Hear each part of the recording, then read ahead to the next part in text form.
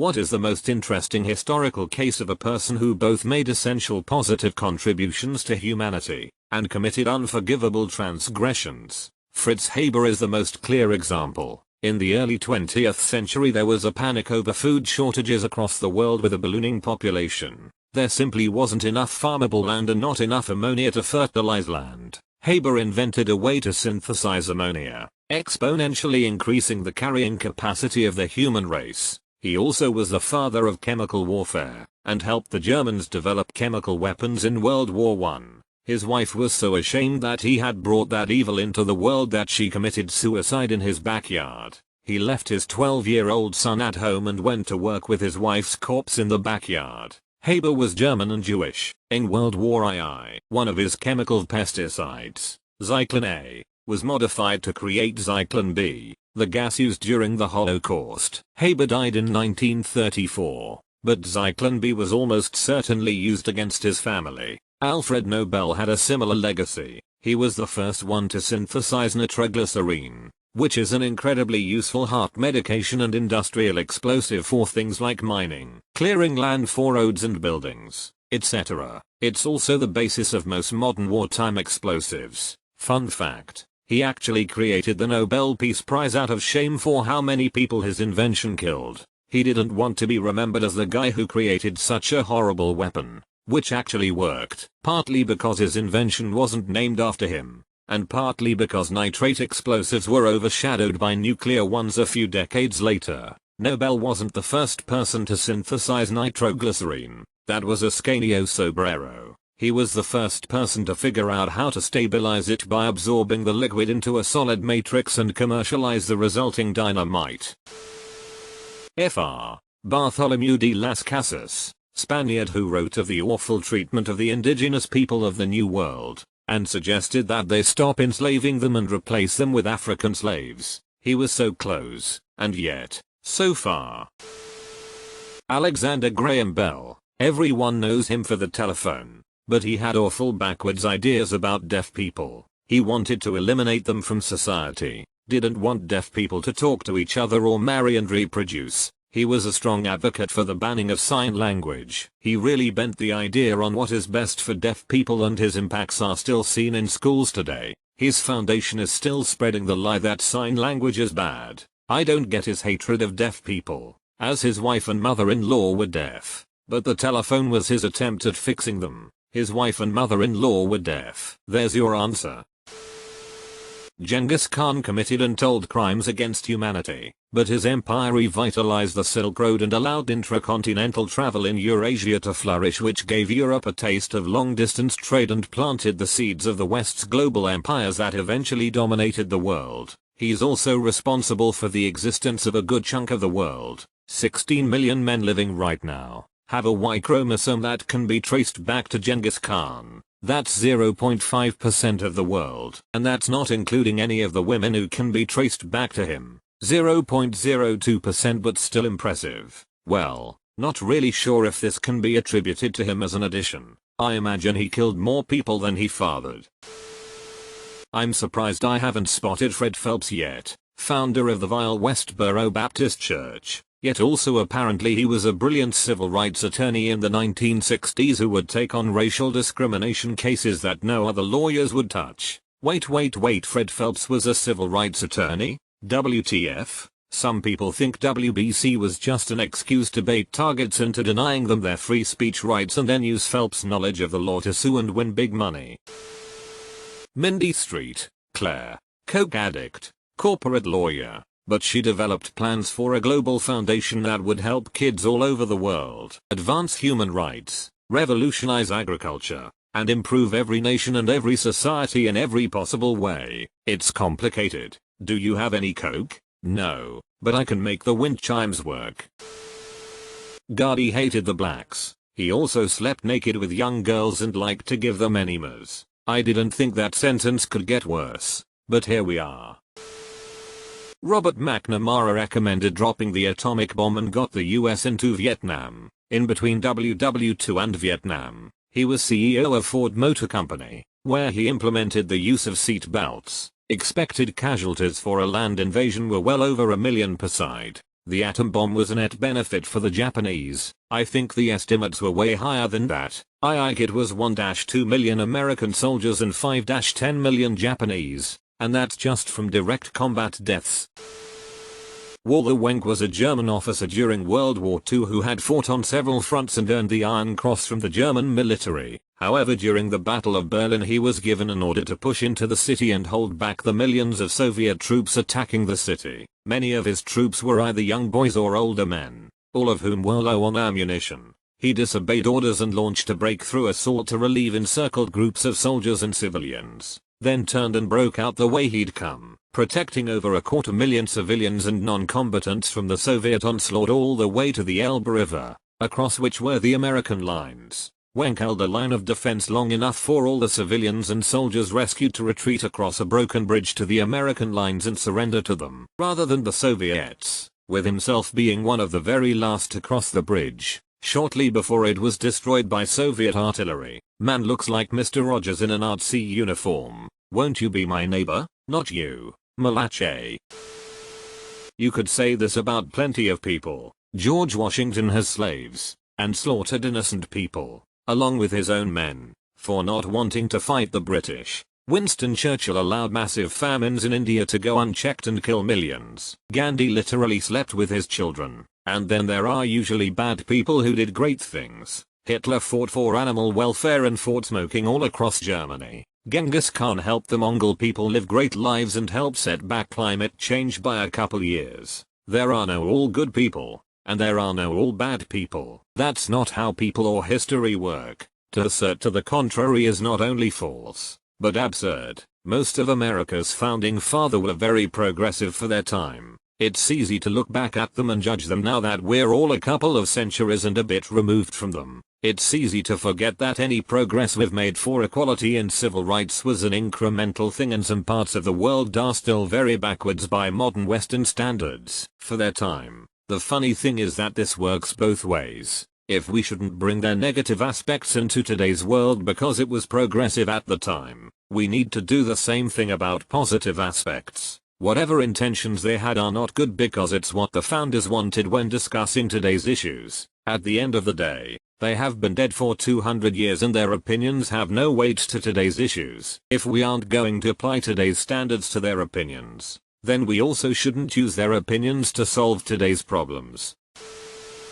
J. Marion Sims pioneered the surgical cure for lady partal fistulas which gave thousands of women their lives and dignity back. Did it by performing experimental surgeries on black slaves without anesthesia. His part in history is super effed. Modern gynecology owes a lot to him, but he made discoveries in a terrible way. Forcibly gave slave women fistulas in order to figure out how to fix them, and would repeatedly do it to the same women. Didn't believe black people could feel pain so wouldn't use anesthetics, but then was notorious for fostering opium addiction and former patients. Probably the least bad thing he did was visually do all of his experiments, which was seen as very taboo at the time. Doctors oftentimes would not look at a patient's genitalia, but he said, "No man, I need to see all this to figure it out." He dehumanized those women in quite a few different ways. To be fair, anesthesia wasn't commonly used at the time. It was expensive and using it came with significant risks. Thomas Midgley invented both leaded gasoline and CFCs. He was able to make a lot of expensive technology extremely cheap and efficient, at only the cost of thousands of years of damage to the environment. https Simple Wikipedia org wiki Thomas Midgley. It's easy to talk about CFCs in a negative light nowadays, but most people don't realize that before them, refrigerators used ammonia or methyl chloride, both of which are incredibly toxic. So CFCs weren't great, but they were still a lot better than what they replaced. FWIW. CFCs remain critical to aviation safety. Halon 1411 is the best fire extinguisher compound known to humanity. Basically every aircraft has several Halon 1411 Fire-X units on board. Yep, cheaper and more efficient than the current alternatives, but also effed up the environment for thousands of years. He was exceptionally good at finding the shortcut to difficult problems, but not seeing the ramification of those actions. Nobel created the Nobel Prize, a reward for significant contributions to the good of man. because someone accidentally wrote an incorrect obituary calling him scum for creating explosives that would change war forever. Dart that he invented in an attempt to make mining safer and more efficient.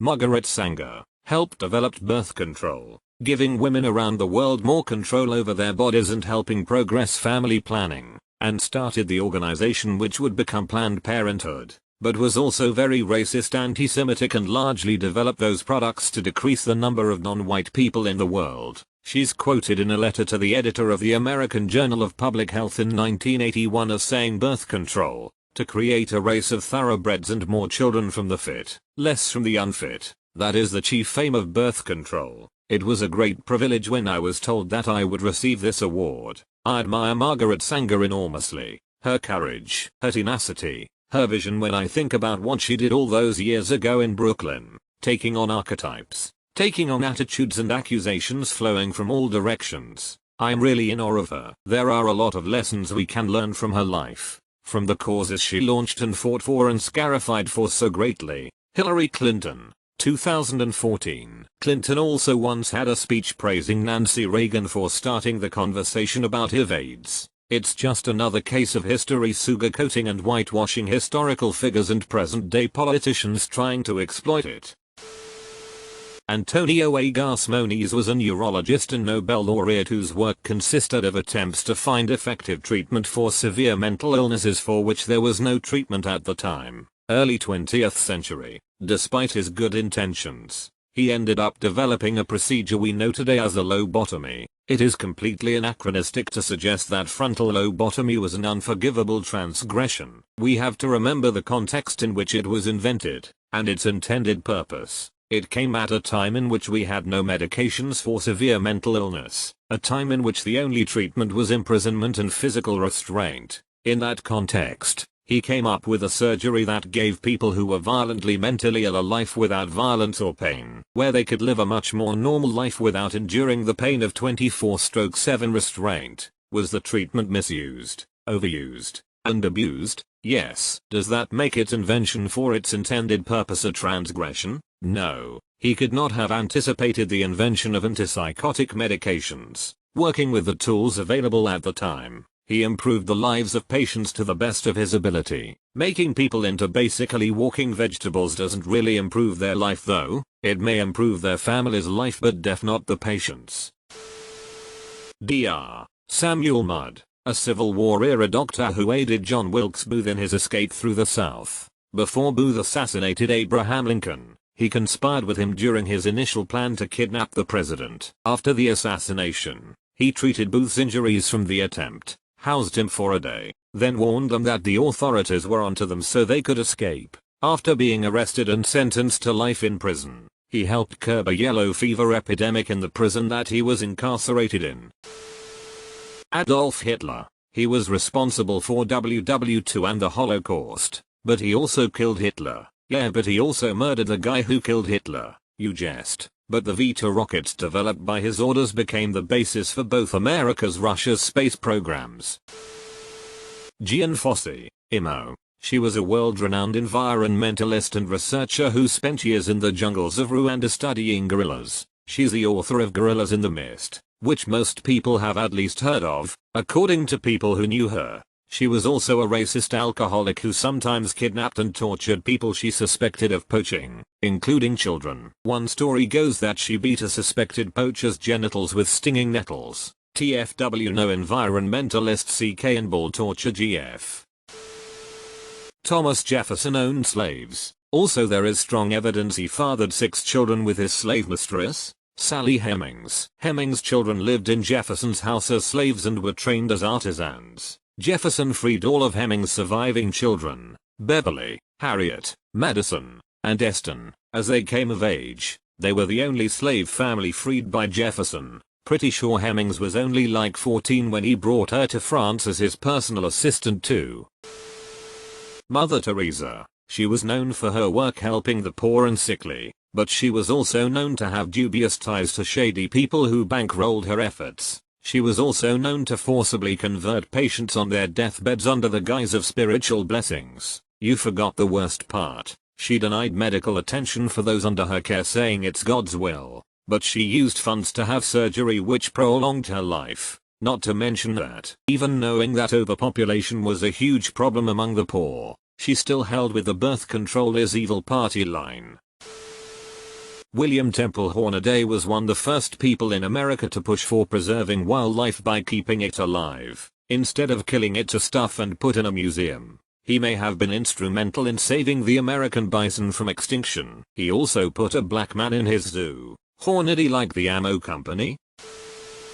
A little late to the party, but here goes anyway. Thomas Midgley is what comes to my mind. In the 30s, refrigerators used dangerous chemicals such as propane and ammonia, which caused several accidents when leaked. Thomas Midgley developed a replacement called Freon, which saved lives and advanced science further. 50 years after his death, the scientific community discovers that Freon had been tearing holes in our ozone layer, causing irreparable harm. He also had a major role in the adoption of leaded gasoline. Dude was a living monkey paw.